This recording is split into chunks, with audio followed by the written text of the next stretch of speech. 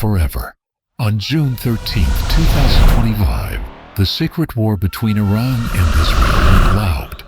We're talking Israeli jets screaming over Iran in a massive direct attack. This wasn't just some secret mission. This was war. The end of the shadows for decades. Iran and Israel fought a crazy shadow war. Think spies, secret explosions, and cyber attacks. It was all hush-hush, but it kept things from blowing up. Until it did. In early 2025, everything fell apart. So why did it all happen right then? Get this. Iran's power in the region was crumbling. Its allies in Lebanon, Syria, and Gaza were all weakened or totally dismantled. For the first time in a generation, Iran was basically on its own, without its ring of fire to protect it. Israel saw this as a once-in-a-lifetime chance. They had the best intelligence ever, thanks to years of Mossad spy work, mapping out all of Iran's secrets. Plus, they had backup from the and their goal was insane. Take out Iran's entire nuclear program and its massive missile arsenal in one surgical strike. The shadow war was over, and things were about to get explosive. The anatomy of the first strike. They called it Operation Narnia, and it was one of the most insane first strikes ever. At dawn on June 13th, Israel launched 5 waves of its most advanced jets, including the unstoppable F-35 Adir. They dropped over 330 precision bombs on dozens of targets. This was a symphony of destruction, and you won't believe what they targeted. They went straight for the heart. Iran's Natanz nuclear site, command centers, you name it. They even had a secret mission, Operation Red Wedding, to take out the leader of Iran's aerospace force. They didn't get the top guy, Brigadier General Amir Ali Hajizadeh, but they took out a ton of his senior commanders, causing total chaos. And here's the craziest part. For years, spies had been on the ground inside Iran, sabotaging their air defenses from the inside. Can you imagine? They created secret safe hallways in the sky for the jets. They literally turned off Iran's eyes right before the punch landed. The unrelenting campaign, and that was just day one. For 2 weeks, Israel kept up the attack, flying over 370 missions deep inside Iran. They weren't just breaking stuff. They were systematically wiping out Iran's ability to fight back, destroying missile factories and command centers. Some of these jets flew nearly 2,400 kilometers. That is an incredible distance. And get this. After 2 weeks of intense fighting in enemy territory, Israel only had 1 damaged plane confirmed. That is unbelievable. Of course, the main target was the nuclear program. After hitting Natanz, they pounded more nuclear sites at Fordow, Isfahan, and the Yazd Radiation Processing Center.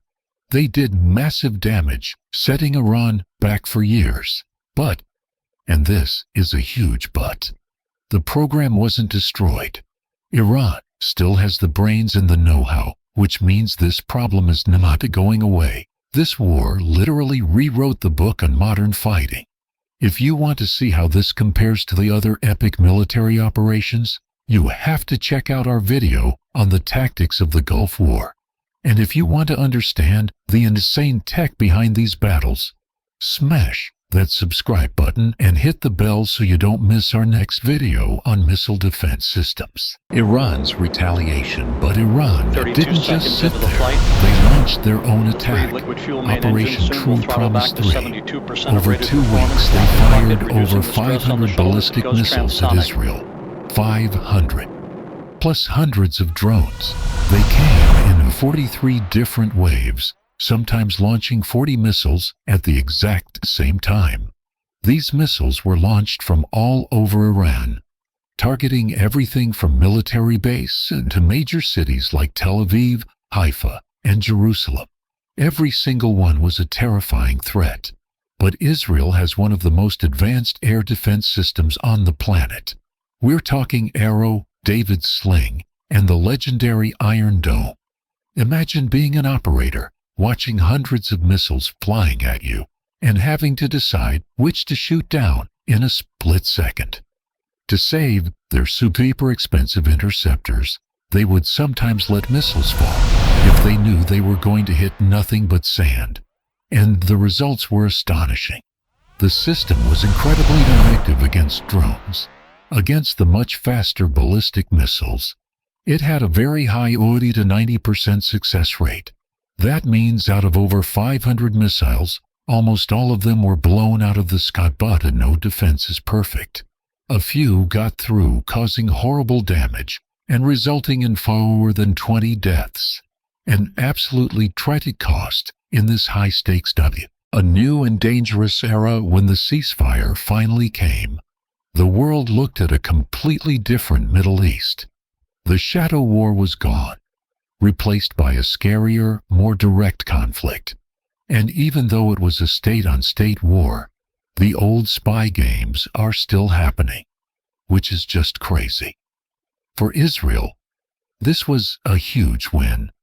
They proved their military and intelligence were top tier, and they bought themselves valuable time by crippling Iran's nuclear and missile programs.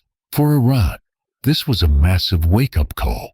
Their huge missile response was mostly blunted, and they couldn't protect their most secret sites. It showed a massive tech gap, but don't count them out. Their nuclear program is only damaged, not dead, and they are not giving up on being a major power.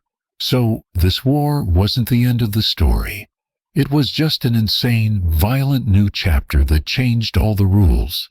The long-term effects are still unfolding, but one thing is for sure. This attack showed us how modern wars are fought, and just how easily peace can be shattered.